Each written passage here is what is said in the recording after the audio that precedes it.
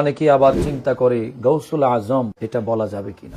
আমরা সে গাউসে পাককে স্মরণ করব, এটার উপকারিতা কারণটা কি। আলহামদুলিল্লাহ ওয়া শুকরুলিল্লাহ ওয়াস সালাতু ওয়াস সালামু আলা রাসূলিল্লাহ ওয়া আলা আলিহি ওয়া আসহাবিহি ওয়া আজওয়াজিহি ওয়া আহলি বাইতিহি আজমাইন ওয়া বা'দ।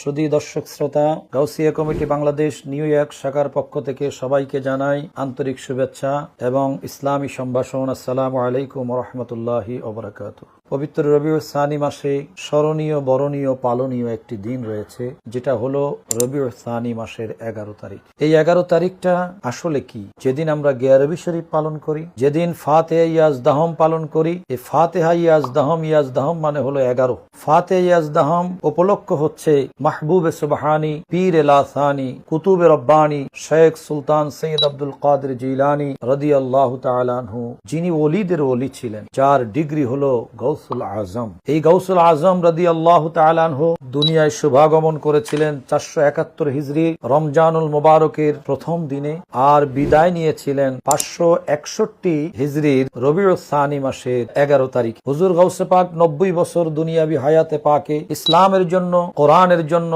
সত্যের জন্য, ন্যায়ের জন্য, আল্লাহ এবং আল্লাহ রসুলের জন্য, দ্বীনের জন্য যে খেদমত করেছেন, তিনি মুহিউদ্দিনের ভূমিকা পালন করে গেছেন। একথা সবাই জানে এবং মানে। তিনি বড় পীর ছিলেন, কিন্তু অনেকে আবার চিন্তা করে গাউসুল আজম এটা বলা যাবে কিনা। গিয়াসুল লুগাতের মধ্যে রয়েছে গাউসুল আজমের ব্যাখ্যায় হুয়া আব্দুল কাদের জিলানী রাদিয়াল্লাহু তাআলা। আমরা সে গাউসে পাককে স্মরণ করব, এটার উপকারিতা কারণটা কি। কারণ হলো তিনি আমাদের জন্য যা করেছেন, আমরা তো কোনোভাবেই তার প্রতিদান দিয়ে শেষ করতে পারবো না। আমরা যদি শুরুতে চলে যাই তাহলে দেখতে পাবো সাহাবাই কারাম আল্লাহর হাবিবের সামনে জিজ্ঞাসা করেছিলেন, ইয়া রাসূল আল্লাহ, ইয়া হাবিব আল্লাহ, আপনার জুব্বা মুবারক আপনার ওফাতের পরে আমরা কাকে দিব? আল্লাহর হাবিব বলেছিলেন, করণের মধ্যে ওয়াইস আল করণী নামে একজন আমার আশেক রয়েছে, তাকে খোঁজ করে আমার জুব্বা মুবারক তাকে দিয়ে আসবে। আল্লাহর হাবিবের ওফাত শরীফের পরে সাহাবাই کرام খুঁজতে শুরু করলেন। করণ শহরে যে হযরত ওয়াইস আল করণী রাদিয়াল্লাহু তাআলা আনহুকে খুঁজে খুঁজে পেয়ে গেলেন, পাহাড়ের ঢালে সিজদারত অবস্থায় অথবা